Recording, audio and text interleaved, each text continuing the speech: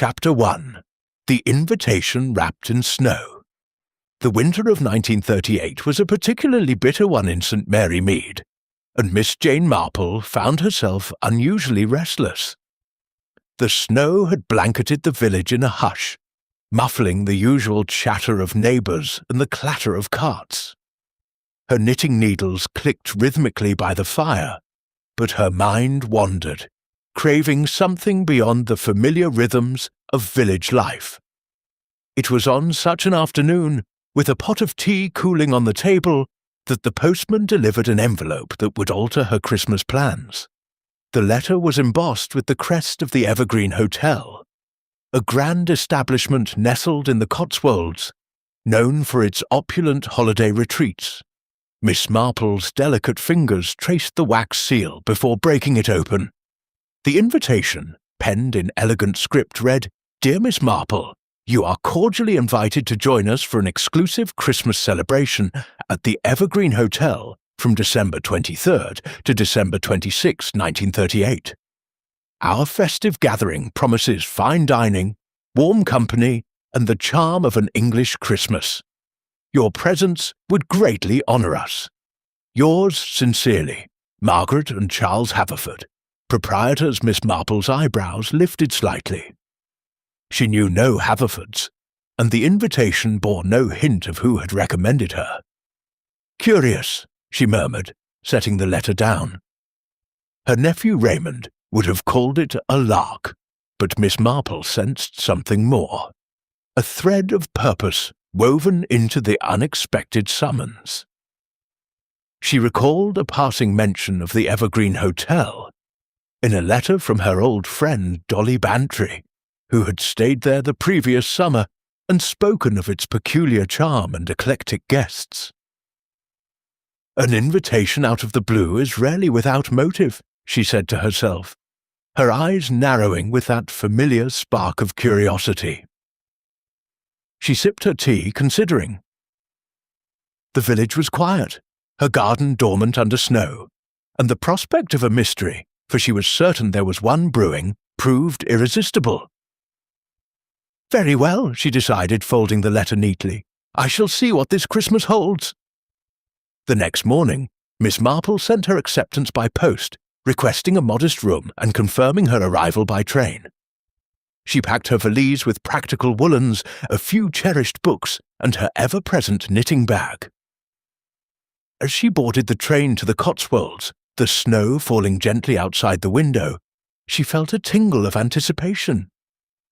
The Evergreen Hotel, she suspected, would be far more than a festive retreat.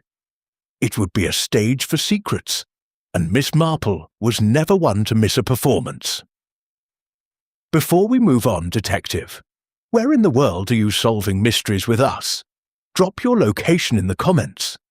And if you're craving more twisted tales, hit subscribe. Tomorrow's case file gets even darker. Stay sharp. Chapter 2. Footsteps to the Evergreen Hotel. The train to the Cotswolds chugged through a landscape of frosted hills, its whistle piercing the crisp December air. Miss Jane Marple sat by the window, her gloved hands resting on her knitting bag, watching the snowflakes dance against the glass. The journey from St. Mary Mead had been pleasant, if chilly, and the anticipation of the Evergreen Hotel grew with each mile. She had overheard two fellow passengers mention the hotel's reputation for lavish Christmases, but their hushed tones hinted at something less festive beneath the surface. As the train slowed at a small, snow-dusted station, Miss Marple gathered her belongings and stepped onto the platform. A sharp wind tugged at her scarf, and she tightened it, scanning for the promised carriage. A young man in a smart livery approached, tipping his cap. "Miss Marple, I'm Tom from the Evergreen. Carriage is this way, ma'am." The ride to the hotel was a winding affair through narrow lanes, the horses' hooves muffled by fresh snow. Tom was chatty, mentioning the Haverfords' recent renovations and the grand lot of guests expected. "Odd mix this year, though," he added almost to himself. Some right characters, if you don't mind me saying." Miss Marple smiled faintly, filing the comment away. The Evergreen Hotel loomed into view as the carriage crested a hill. A sprawling Tudor manor, its gabled roofs frosted white, windows aglow with amber light. Ivy clung to the stone walls, and a towering Christmas tree stood in the courtyard, adorned with silver bells and crimson ribbons. The sight was enchanting, yet Miss Marple's keen eyes caught a flicker of movement in an upper window, a silhouette that vanished as quickly as it appeared. Inside, the lobby was a vision of Christmas cheer. A fire roared in a massive hearth, casting shadows on oak-panelled walls hung with holly garlands. The air smelled of pine and spiced cider. A porter took her valise, and Miss Marple was greeted by a woman in her 40s, her auburn hair swept into an elegant chignon. "Miss Marple? What a delight!" the woman exclaimed, her smile warm but her eyes sharp. "I'm Margaret Haverford. Welcome to the Evergreen. My husband, Charles, is overseeing the dinner preparations, but you'll meet him soon. I trust your journey was comfortable." "Quite, thank you," Miss Marple replied, her tone polite but observant. Margaret's poise was practiced, yet there was a tightness in her voice, as if she were balancing on a delicate edge. "Your room is on the second floor," Margaret continued, leading her toward a grand staircase. "We've a full house this Christmas, writers, a retired colonel, even a film actress. I hope you'll find the company stimulating." "Oh, I'm sure I shall," Miss Marple said, her eyes twinkling. As they ascended, she noted the polished banister, the faint creak of a floorboard, and the distant sound of laughter tinged with an edge of strain.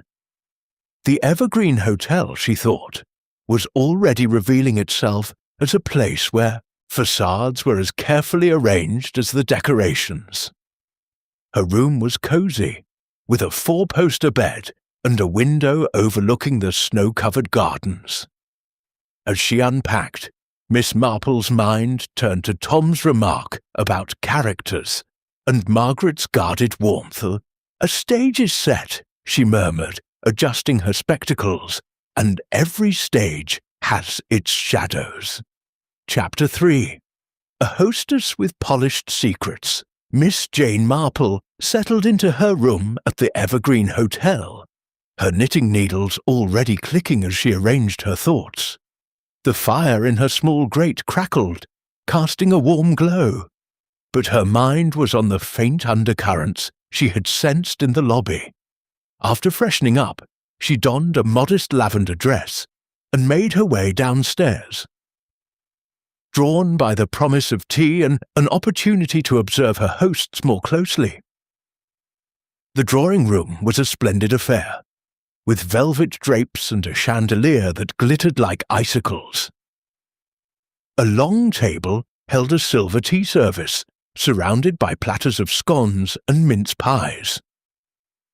Margaret Haverford stood near the hearth, her auburn hair catching the firelight as she conversed with a tall, broad-shouldered man in a tweed suit. This, Miss Marple deduced, must be Charles Haverford. "Miss Marple, do join us," Margaret called, her smile as polished as the silverware. "This is my husband, Charles.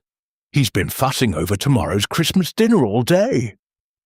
Charles turned, his face weathered but handsome, with a moustache that twitched as he offered a firm handshake. "A pleasure, Miss Marple.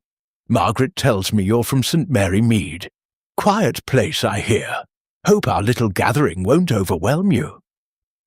"Not at all," Miss Marple replied, her eyes crinkling with amusement. "I find new company quite invigorating." She noted Charles's hearty tone, but caught the brief glance he exchanged with Margaret, a flicker of something unspoken, like a coded message. As she accepted a cup of tea, Miss Marple settled into a wingback chair, her vantage point perfect for observing the room. Charles was jovial, regaling a small group with tales of the hotel's history. But his laughter seemed to mask a certain weariness. Margaret, meanwhile, flitted between guests, her charm effortless yet calculated, as if she were orchestrating a delicate performance. "Margaret's outdone herself with the decorations," Charles said, gesturing to a garland of holly above the mantel. "She insists on perfection, don't you, dear?" Margaret's smile tightened. "One must keep standards, Charles.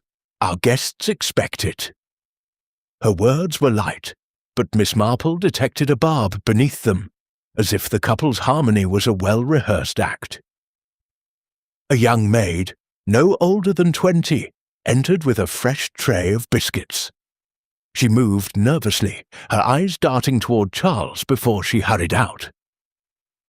Miss Marple sipped her tea, filing away the maid's unease, and the way Charles's gaze lingered on the doorway.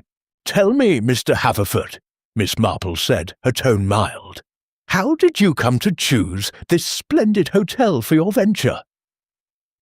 Charles chuckled, but his eyes were guarded. "Oh, it was Margaret's dream. I was in shipping before, made a tidy sum, but she wanted a place to call our own. The Evergreen's got history, you know. Built in 1600s, hosted nobility once. A bit of a gamble, but we've made it work." "Charles is too modest," Margaret interjected, her voice smooth. "He's the one who keeps the place running. I merely add the polish." Miss Marple nodded, her smile serene. Their words were a dance, each step practiced, but revealing cracks in their partnership. She glanced at the other guests entering the room. A stern-looking man in a military blazer. A woman in a fur stole with a theatrical air, and a bespectacled young man clutching a notebook. The stage was filling, and Miss Marple sensed the curtain was about to rise on something far more intriguing than a Christmas feast. Chapter 4. Guests with shadows behind their smiles. Miss Jane Marple sat quietly in the drawing-room, her teacup balanced delicately in her hands, her eyes flitting over the guests now gathering at the Evergreen Hotel. The fire crackled, casting a warm glow, but the atmosphere held a subtle edge, like the first chill of a storm. Margaret Haverford's introductions were gracious, yet Miss Marple sensed each guest carried secrets as carefully packed as their luggage. First was Colonel Reginald Baxter, a retired military man with a bristling moustache and a voice that boomed like a cannon. He stood ramrod straight, his blazer adorned with a single medal, and spoke of his days in India with a nostalgia that bordered on obsession. "Discipline, Miss Marple," he said, catching her eye. "That's what's lacking these days. Mark my words, it'll be the ruin of us." His gaze lingered on the younger guests, disapproval etched into his frown. Next was Vivienne Laurent, a film actress whose platinum curls and fur stole screamed glamour. Her laughter was bright, but her eyes darted nervously when Charles Haverford passed by, as if she expected a script to follow. "Oh, darling, this place is divine," she cooed to Margaret, though Miss Marple noted her manicured fingers twisting a handkerchief. "But so dreadfully remote. One feels quite cut off." Then there was Ernest Whitby, a bespectacled writer in his 30s, clutching a leather notebook as if it were a lifeline. His tweed jacket was frayed at the cuffs, and his nervous smile suggested a man perpetually out of his depth. "Working on a novel," he mumbled when asked, avoiding eye contact. "Crime, you know. All the rage." Miss Marple's lips twitched. His fidgeting betrayed more than literary ambition. A latecomer arrived, drawing all eyes. Dr. Clara Henshaw, a physician with sharp features and a no-nonsense air. Her dark wool coat was practical, her handshake firm. "I don't usually do holidays," she said briskly to Margaret, "but your invitation was insistent." Miss Marple caught the pause, wondering what leverage had brought the doctor here.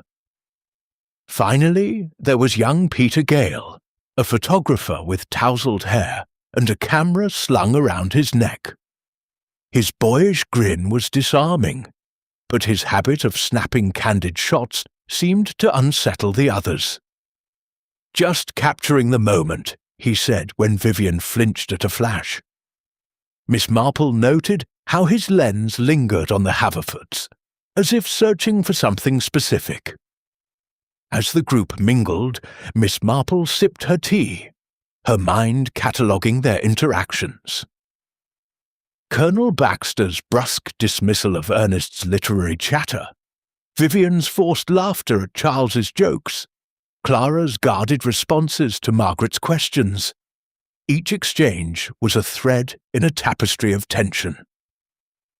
The maid from earlier, now serving tea, avoided Charles entirely, her hands trembling as she poured. Margaret clapped her hands, her smile bright but strained. "Tomorrow's Christmas Eve, and we've a splendid day planned. Games, carols, and preparations for the grand dinner. I trust you'll all feel at home." "At home?" Colonel Baxter grunted. "Feels more like a stage set for one of those murder plays." The room laughed, but Miss Marple's eyes narrowed. The Colonel's jest held a kernel of truth. The Evergreen Hotel was a stage, and its players were already revealing their roles. She set her teacup down, her knitting needles resuming their quiet rhythm. "A most interesting company," she murmured to herself, "and every company has its secrets." Chapter 5. Whispers Beneath the Christmas Cheer. The morning of Christmas Eve dawned crisp and bright, with sunlight glinting off the snow that blanketed the Evergreen Hotel's grounds. Miss Jane Marple stood at her window, her breath fogging the glass as she surveyed the frosted gardens below. The festive cheer promised by the Haverfords was in full swing. Guests were already gathering for morning coffee in the dining hall. But Miss Marple's thoughts lingered on the undercurrents she had sensed the previous evening. Descending to the hall, she found the guests in high spirits, though the air crackled with subtle tensions. The long oak table was laden with pastries and steaming coffee pots, and a gramophone played soft carols in the corner. Margaret Haverford bustled about, directing staff with a smile that never quite reached her eyes. Charles, meanwhile, was deep in conversation with Colonel Baxter, their voices low and urgent until they noticed Miss Marple's approach and shifted to discussing the weather. Miss Marple settled near the fireplace, her knitting in hand, positioning herself to overhear snatches of conversation. Vivienne Laurent, draped in a silk shawl, was regaling Ernest Whitby with tales of her latest film, though her laughter faltered when Peter Gale's camera flashed nearby. "Must you? Darling," she snapped, her tone sharper than intended. Peter grinned, unperturbed. "Just capturing the festive spirit, Miss Laurent." Dr. Clara Henshaw sat apart, reading a medical journal, but Miss Marple noticed her glance up whenever Margaret passed by, her expression unreadable. Ernest, meanwhile, scribbled furiously in his notebook, pausing only to cast nervous glances at Charles.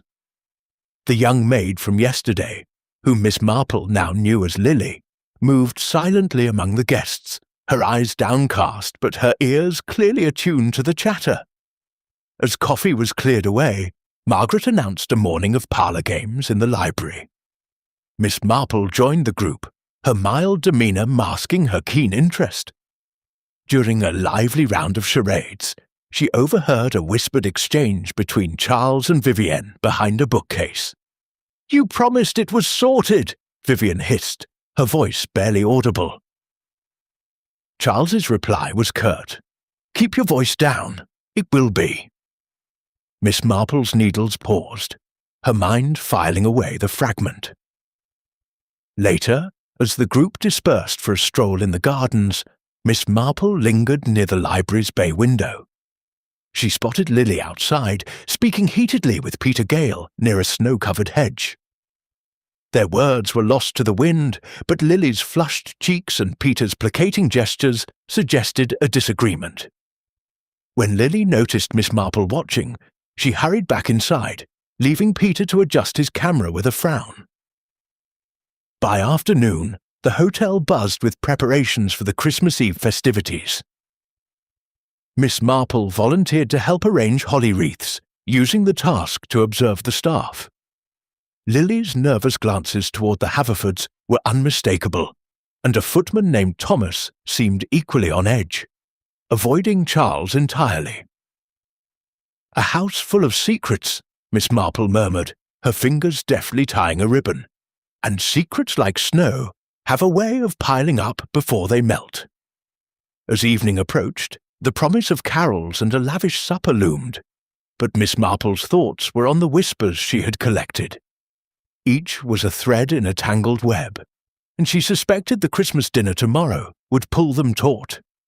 With a quiet smile, she tucked her knitting away, ready to watch the next act unfold.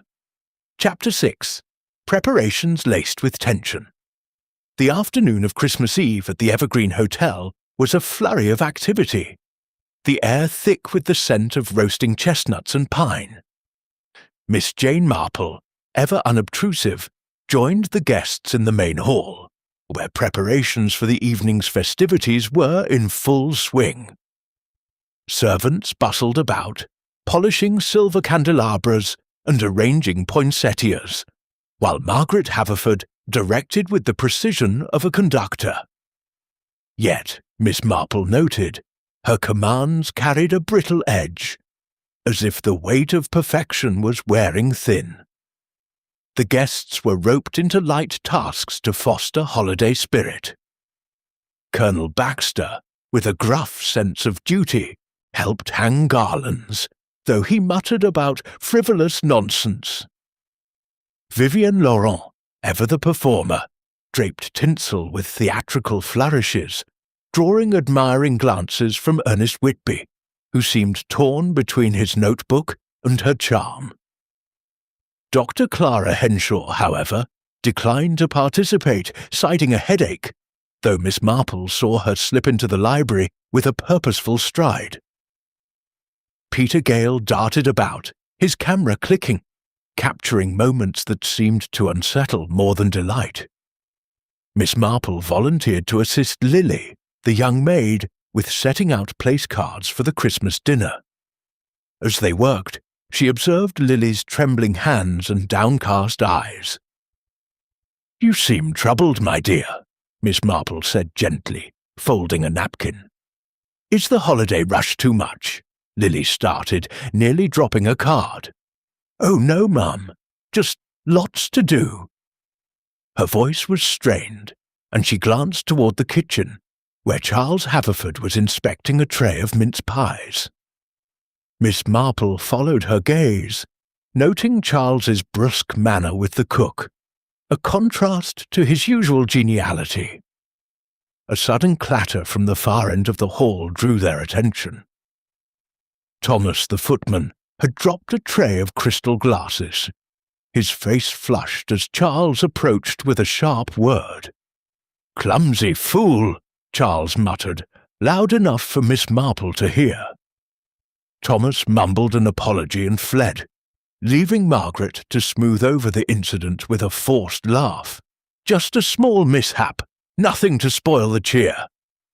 As the afternoon waned, Miss Marple joined a group decorating the grand Christmas tree in the dining hall. Peter Gale, ever present with his camera, offered her a star ornament. "You've got a sharp eye, Miss Marple," he said, his grin boyish, but his tone probing. "Notice anything out of place?" She smiled serenely. "Only that people are rarely as cheerful as they seem, Mr. Gale." His grin faltered, and she wondered what his lens had captured that he wasn't sharing. By dusk the hotel glowed with candlelight, and the promise of a festive supper filled the air. Yet Miss Marple's thoughts were on the small incidents of the day. Lily's fear, Thomas's clumsiness, Clara's absence, and the Haverfords' strained harmony. Each was a piece of a puzzle, and she sensed the picture was about to take a darker turn.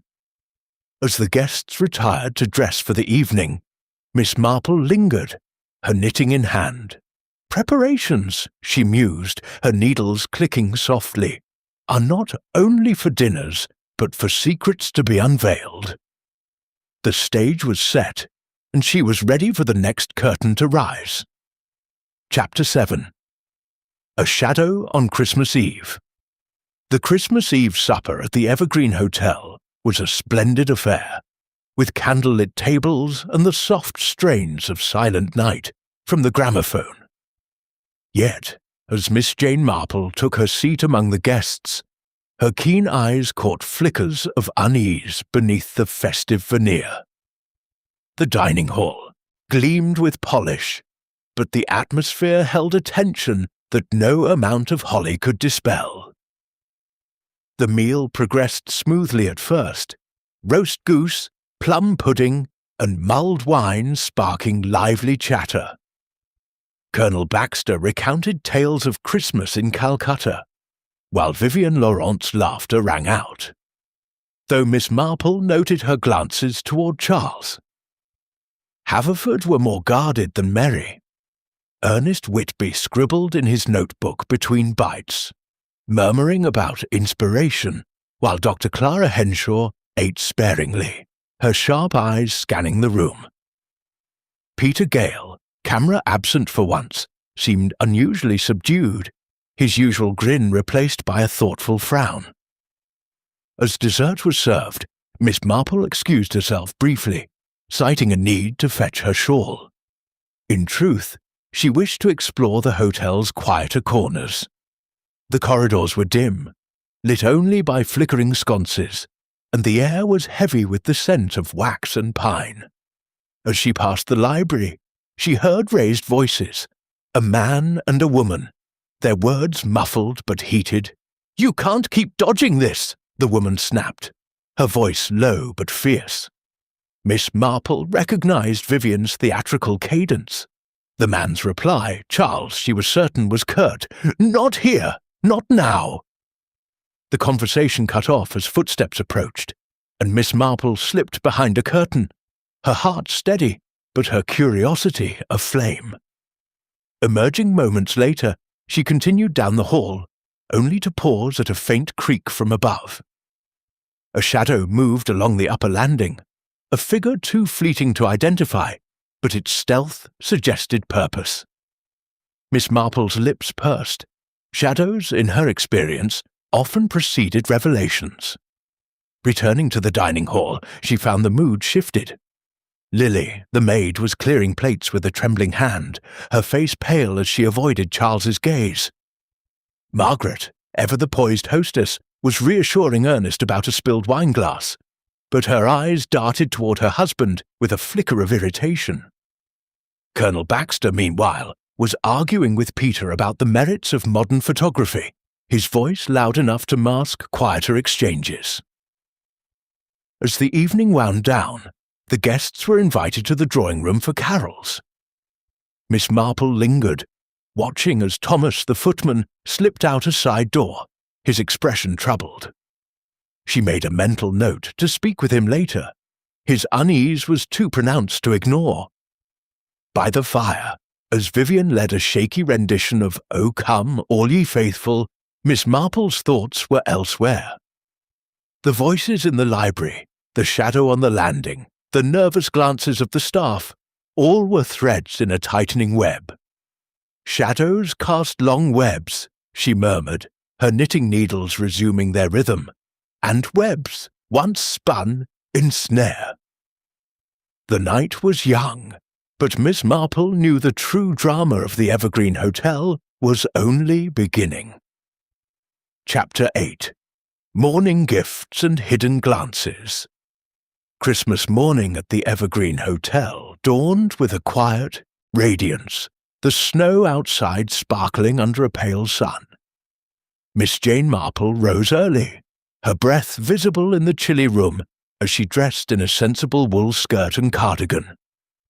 From her window, she watched the grounds come alive with activity. Servants clearing paths, guests venturing out for brisk walks. But her mind was on the shadows and whispers of the previous night. Downstairs, the dining hall was transformed into a festive tableau. A towering Christmas tree stood adorned with glass baubles and tinsel, and a long table held gifts wrapped in bright paper. Margaret Haverford, impeccable in a green velvet dress, greeted the guests with a smile that seemed to strain under the weight of her duties. "Merry Christmas, Miss Marple," she called, handing her a small parcel. "A token from us all." The gift was a delicate silver brooch shaped like a holly leaf, charming but impersonal. Miss Marple thanked her, noting Margaret's quick glance toward Charles, who was distributing cigars to Colonel Baxter and Ernest Whitby. The Colonel accepted his with a grunt, while Ernest fumbled, nearly dropping his notebook. Vivienne Laurent, resplendent in a scarlet gown, unwrapped a silk scarf with a theatrical gasp, though her eyes lingered on Charles with a flicker of unease. Dr. Clara Henshaw received a leather-bound book, her expression cool as she murmured thanks. Peter Gale, unwrapping a new camera lens, grinned broadly. But Miss Marple caught him exchanging a sharp look with Lily, the maid who was serving coffee. The gift exchange was merry on the surface, but Miss Marple's keen eyes spotted cracks. Lily's hands shook as she poured, and Thomas, the footman, avoided the room entirely, his absence noted only by a tightening of Margaret's lips. When Peter attempted to photograph the group, Vivian turned away sharply, and Colonel Baxter barked, "Enough of that blasted flashing!" Peter lowered his camera, but not before capturing Clara's frown. After breakfast, the guests were invited to join a snowball fight in the garden, a light-hearted diversion Miss Marple declined, preferring to observe from the conservatory. She watched as Charles and Vivian lingered near a frozen fountain, their conversation brief but intense. "It's too late for regrets," Charles said, his voice carrying faintly. Vivian's reply was inaudible, but her gesture, a sharp turn away, spoke volumes. Inside, Miss Marple found Ernest alone in the library, scribbling furiously. "Inspiration strikes at odd times, doesn't it?" she remarked, her tone mild. Ernest started, slamming his notebook shut. "Just plotting, Miss Marple. A murder mystery, you know." His laugh was nervous, and she smiled, wondering what truths his fiction concealed. As noon approached, the hotel buzzed with anticipation for the grand Christmas dinner. Miss Marple returned to her room to freshen up, her thoughts on the morning's observations, Lily's fear, Vivian's tension, Ernest's secrecy, and the Haverford's strained unity. "Gifts reveal more than gratitude," she mused, pinning the holly brooch to her cardigan. "And this Christmas is unwrapping something dangerous." Chapter 9. A Feast Set for Trouble. The Christmas dinner at the Evergreen Hotel was a spectacle of elegance, the dining hall transformed into a vision of festivity. Crystal chandeliers cast a warm glow over tables draped in crimson linen, adorned with silver candelabras and sprigs of holly. The scent of roast turkey and spiced wine filled the air, and a string quartet played softly in the corner, their notes weaving through the hum of conversation. Miss Jane Marple, seated near the head of the table, adjusted her spectacles, her serene smile masking the keen observation of every glance and gesture. Margaret Haverford, resplendent in emerald silk, presided over the gathering with practiced grace, though Miss Marple noted the faint tremor in her hand, as she raised a glass for the opening toast. "To a Merry Christmas and cherished company," she said, her voice bright, but her eyes scanning the guests with a hint of wariness. Charles, at her side, echoed the toast, his hearty tone not quite concealing a tightness in his jaw. The guests were a colourful assembly. Colonel Baxter, in a formal dinner jacket, sat stiffly, his eyes darting to the servants as if expecting a military inspection. Vivienne Laurent, her scarlet gown catching the candlelight, laughed too loudly at Charles's jests, her fingers clutching her wineglass. Ernest Whitby, fidgeting with his tie, scribbled occasional notes under the table, his nervous glances flitting toward Margaret. Dr. Clara Henshaw, in a severe black dress, ate methodically, her sharp gaze missing nothing. Peter Gale, camera absent but eyes alight with curiosity, seemed to study each guest as if framing a shot. The first course, oyster soup, was served by Lillian Thomas, both moving with the careful precision of those under scrutiny. Miss Marple caught Lily's fleeting look of panic as Charles leaned to whisper something to Margaret, and Thomas's stiff posture as he passed Vivian's chair. The soup was exquisite, yet the table's chatter felt strained, punctuated by awkward silences. "Delightful setting, Mrs. Haverford," Miss Marple said, her tone mild. "You've outdone yourself." Margaret's smile was tight. "Thank you, Miss Marple. We aim to make every Christmas memorable." Her words were polite, but Miss Marple sensed a double meaning, as if memory itself were a burden. As the main course arrived, turkey with all the trimmings, Colonel Baxter launched into a story about a Christmas campaign in Burma, his voice drowning out the quartet. Vivian interrupted with a theatrical sigh. "Must we talk of war, Colonel? It's Christmas." Her tone was playful, but her eyes held a flicker of desperation. Peter leaned forward, his grin sly. "Oh, I don't know, Miss Laurent. A good story's got conflict, hasn't it, Mr. Whitby?" Ernest flushed, nearly spilling his wine. "I suppose," he mumbled, his pen pausing. Miss Marple sipped her water, her mind cataloguing the interplay. Vivian's unease, Ernest's secrecy, the Haverfords' tension, each was a note in a discordant symphony. As the quartet struck up "Hark, the herald angels sing," she felt a prickle of foreboding. The dinner was only beginning, but the stage was set for something far darker than a festive feast. Chapter 10. The Toast That Turned to Terror. The Christmas dinner at the Evergreen Hotel reached its crescendo as the main course gave way to a decadent array of desserts. Plum pudding aflame with brandy, mince pies, and crystal goblets of mulled wine. The string quartet's melodies softened, and the candlelight cast long shadows across the dining hall. Miss Jane Marple, seated with a clear view of the table, noted the guests' shifting moods, laughter growing brittle, glances sharpening with unspoken suspicions.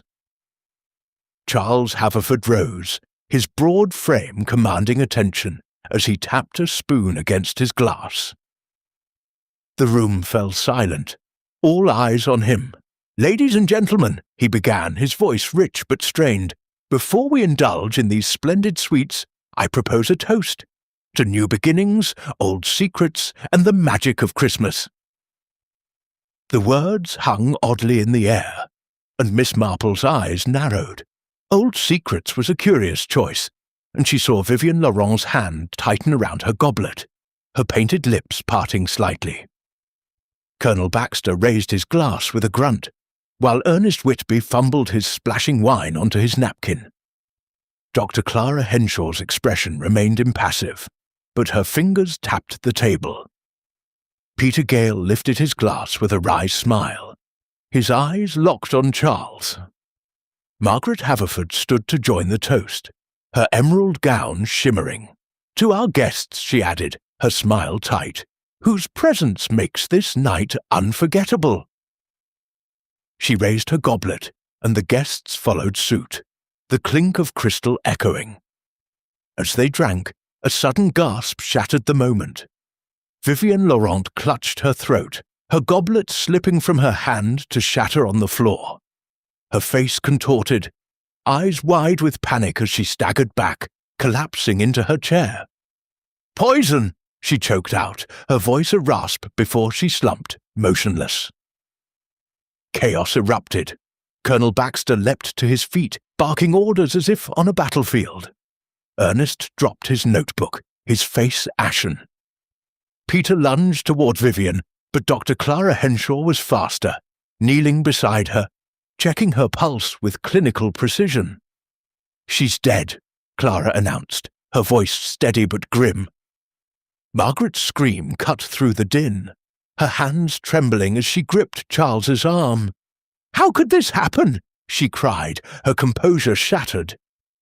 Charles stood frozen, his face pale, eyes darting to the broken goblet. Miss Marple remained seated, her knitting untouched in her lap, her mind racing. She noted Lily's horrified gasp from the corner, Thomas's absence from the room, and the way Peter's hands shook as he stepped back. The quartet had stopped, the silence heavy with shock. "Stay calm, everyone," Clara said, rising. "No one touch the glass or the wine. We need to preserve everything." Colonel Baxter rounded on Charles. "What's the meaning of this, Haverford? Poison in your hotel? Someone's responsible." Charles opened his mouth, but no words came.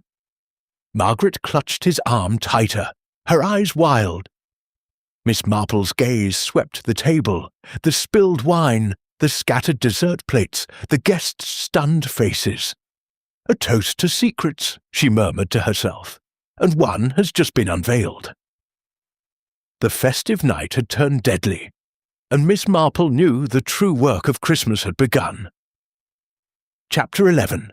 Snowbound in a House of Suspects. The dining hall of the Evergreen Hotel, moments ago a scene of festive splendor, now felt like a stage frozen mid-act. Vivienne Laurent's lifeless form slumped in her chair, the shattered goblet at her feet glinting in the candlelight. Miss Jane Marple sat calmly, her hands folded over her knitting, her eyes sharp as she observed the chaos unfolding. The string quartet stood silent, their instruments abandoned, while the guests' voices rose in a cacophony of shock and accusation. Colonel Baxter's booming voice cut through the din. "This is outrageous! Haverford, explain yourself! Poison at your table?" His face was red, his medal gleaming as he pointed at Charles. Charles, pale and unsteady, raised his hands. I don't know how this happened. The wine was from our cellar, checked myself." His eyes flicked to Margaret, who stood rigid, her hands clenched. Dr. Clara Henshaw, still kneeling by Vivienne, looked up sharply. "No one leaves this room until we understand what happened. The goblet and wine must be examined." Her tone was authoritative, but Miss Marple noted a flicker of unease in her eyes. Margaret's voice trembled as she addressed the guests. "Please, everyone, stay calm. We'll get to the bottom of this." But her words faltered as a gust of wind rattled the windows, drawing all eyes to the storm outside. Snow swirled furiously, piling against the glass. Peter Gale, his usual grin absent, peered out. "Looks like a blizzard. No one's going anywhere tonight." Miss Marple rose, her movements deliberate. "Perhaps someone could check the telephone?" she suggested mildly. Thomas, the footman, who had reappeared looking ashen, hurried to comply. Moments later he returned, shaking his head. "Line's dead, ma'am. Snow must have brought it down." A collective murmur rippled through the room. The Evergreen Hotel, isolated by the storm, was now a locked cage. Ernest Whitby clutched his notebook, his voice barely a whisper.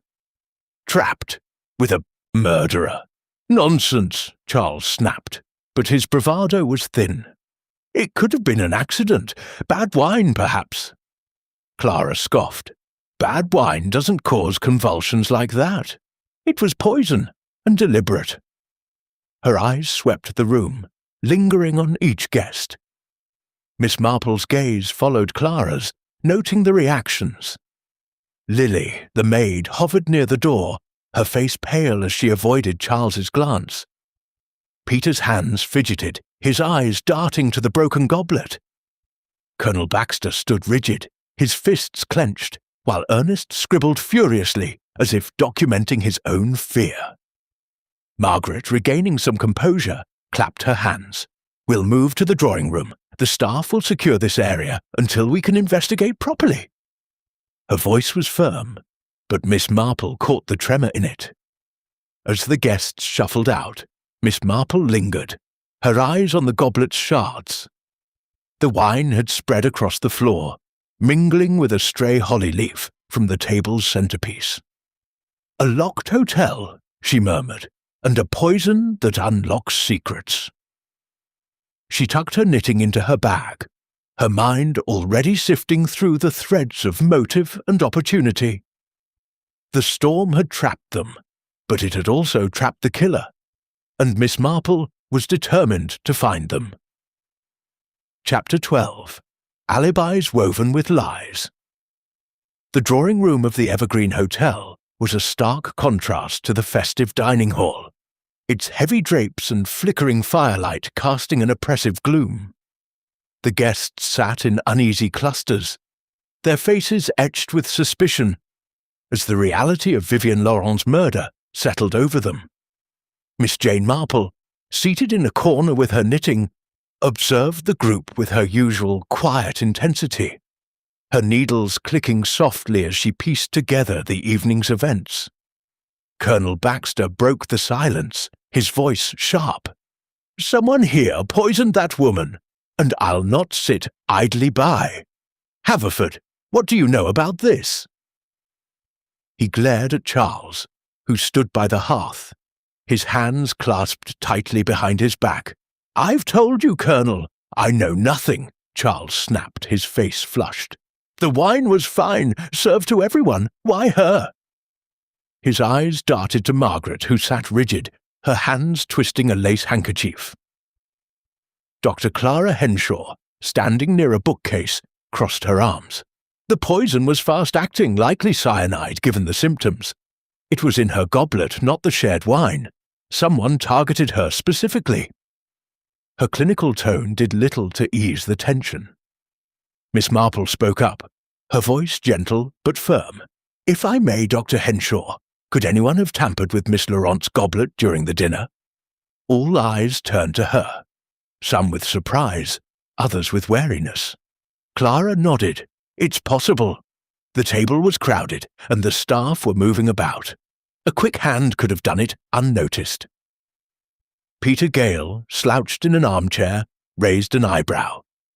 "So we're pointing fingers at the staff now, or each other." His tone was light, but his eyes flicked toward Lily, who stood near the door, her face pale. Miss Marple turned to Lily. "My dear, you served the wine, didn't you? Did you notice anything unusual?" Lily's eyes widened, and she shook her head frantically. "No, ma'am. I just poured as I was told. I didn't see nothing."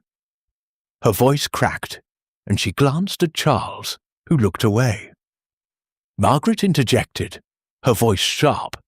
"Lily's been with us for years. She's trustworthy." But Miss Marple noted the defensive edge, as if Margaret were shielding more than the maid's reputation. Colonel Baxter snorted. "What about you, Whitby?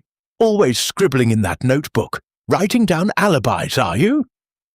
Ernest flinched, clutching his notebook tighter. I was just taking notes for my novel, nothing more." Miss Marple's eyes twinkled.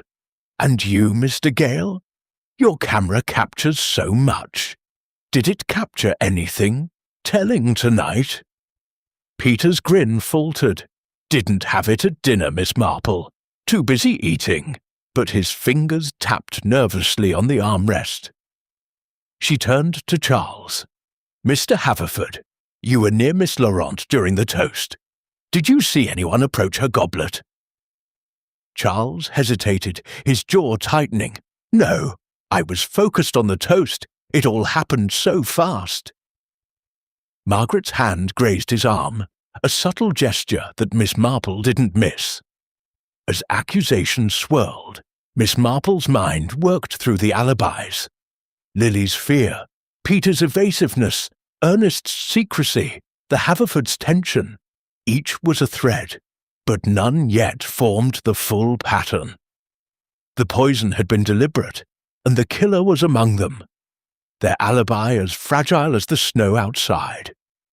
"Lies unravel like poor knitting," she murmured, her needles steady.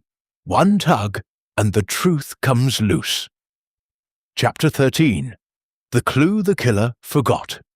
The snowstorm raged outside the Evergreen Hotel, sealing the guests and staff in a cocoon of suspicion. In the drawing room, the air was thick with unease as accusations hung unresolved. Miss Jane Marple, her knitting needles idle for once, stood near the window, her gaze alternating between the swirling snow and the tense faces around her. Vivian Laurent's murder had cracked the facade of festive cheer, and Miss Marple knew the key to unravelling the mystery lay in a detail overlooked. Dr. Clara Henshaw had taken charge, insisting the dining hall remain untouched until morning, when the storm might allow for a constable's arrival, but Miss Marple, with her knack for seeing what others missed, felt the truth was closer at hand.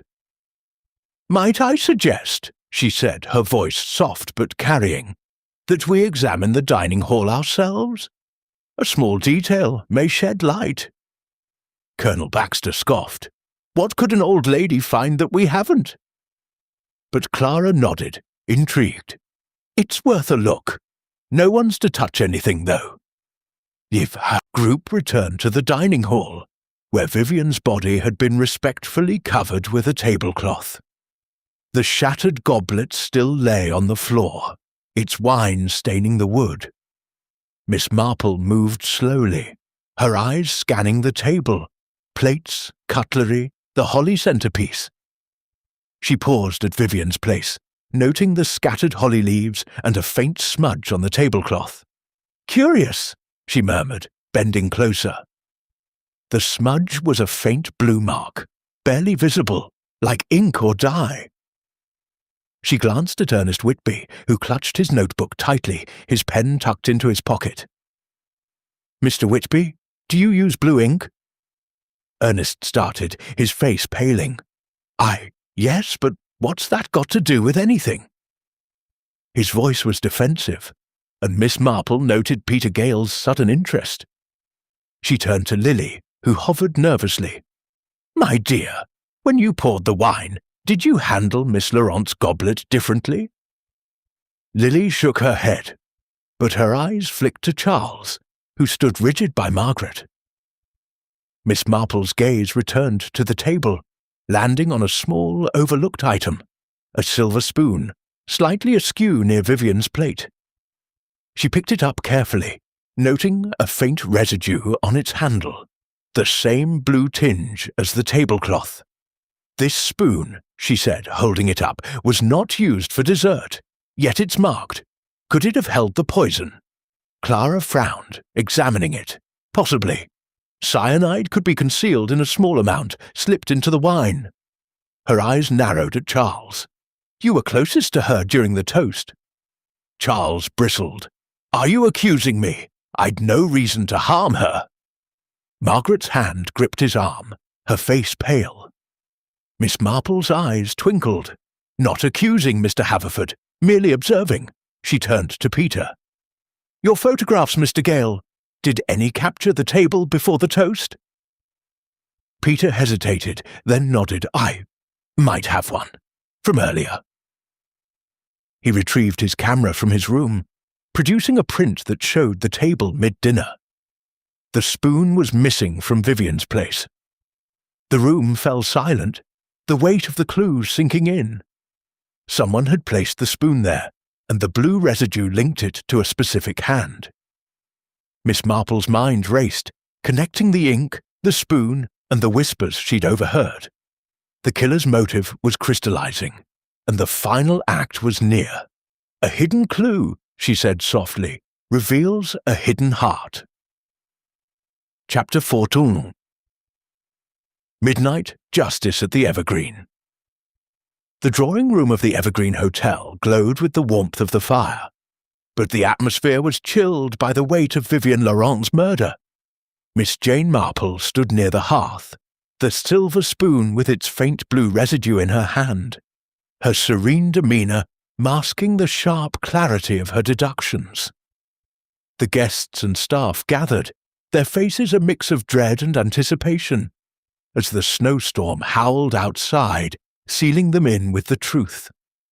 Miss Marple's voice, soft but commanding, broke the silence. A murder like this is never random. It's a thread pulled from a tangled web of motives. Let us unravel it together.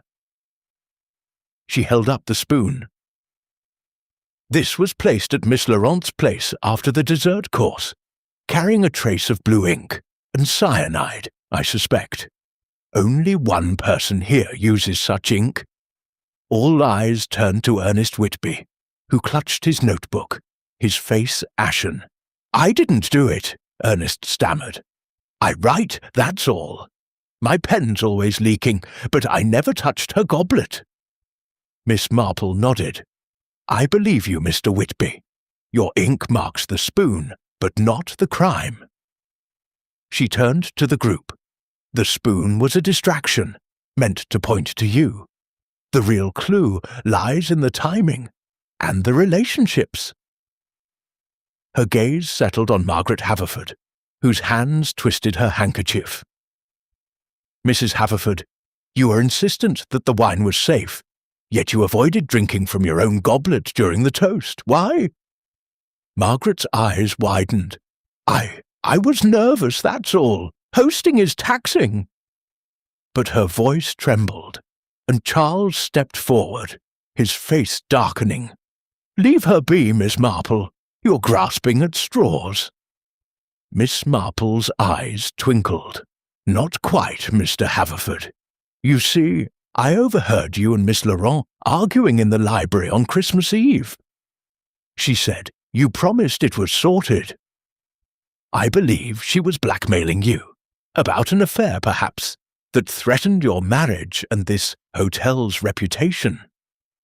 A gasp rippled through the room. Lily, the maid, stepped forward, her voice shaking. "It's true.